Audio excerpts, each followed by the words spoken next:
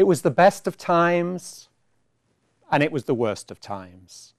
These are the famous opening lines to Charles Dickens' novel, A Tale of Two Cities, written about the two cities of London and Paris, set in the era immediately prior to the French Revolution.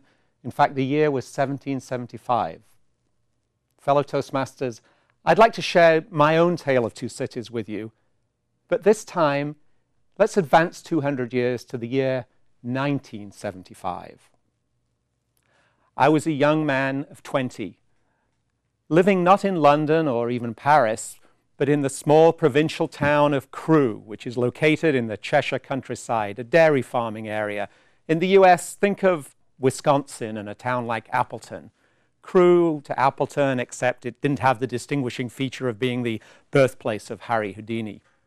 And like many young men in Appleton who dream of the twin cities of Minneapolis, St. Paul, or perhaps Chicago and New York, I dreamed of the two cities of London and Paris, and shaking the dust of Crewe off my feet, I would love to go down and visit those locations. London, of course, was the capital of the country I lived in, so it had its appeal, but far more appealing was Paris. Paris was the capital of a foreign country, France. It was, as we say in Britain about anywhere foreign, it was overseas, which, if you grow up in a country that's only 100 miles by a couple of 100 miles long, and you can't drive for more than a couple of hours without standing on a beach, everywhere of interest is overseas. Well, in 1975, my journey to Paris had actually more in common with the journey described by Charles Dickens for his characters in 1775. This was before the Channel Tunnel. If you want to go to Paris today, you jump on a train. 2 hours later, you arrive in Paris in full style and comfort. Or you could spring for a discount airline such as Ryanair, spend $50 and fly. Not so in 1975. There was no Channel Tunnel. There were no discount airlines. To get to Paris, my friends and I economized by taking the midnight boat train.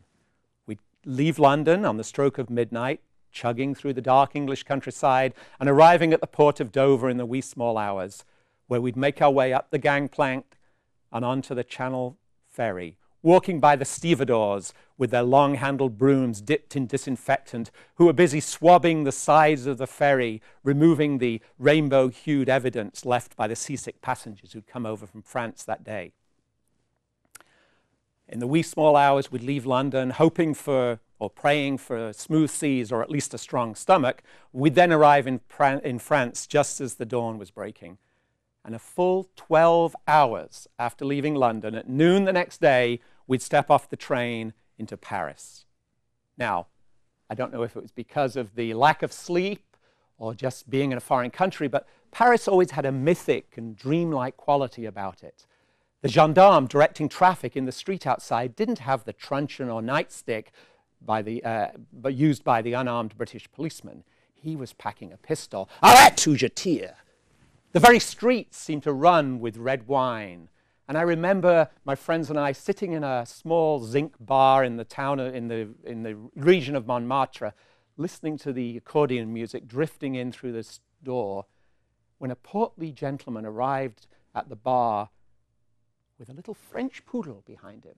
And as he ordered his aperitif, he turned to the dog and said, "Asseyez-vous!" My friends were amazed. The intelligence of this dog that understood a foreign language. It immediately sat down. We cracked up laughing.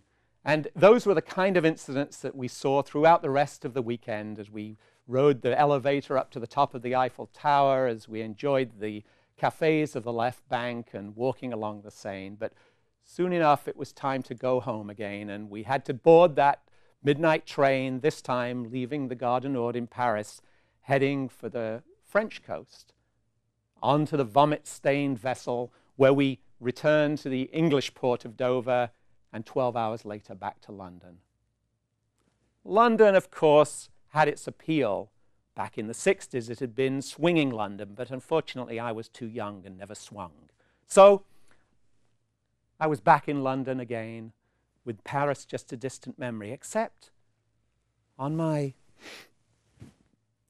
jacket was the smell of the Gaulois cigarettes that perfumed the air in Paris. The taste of garlic lingered on my fingers, and the girl's perfume, Giselle's perfume, reminded me of my trip to Paris. Fellow Toastmasters, it was indeed the best of times.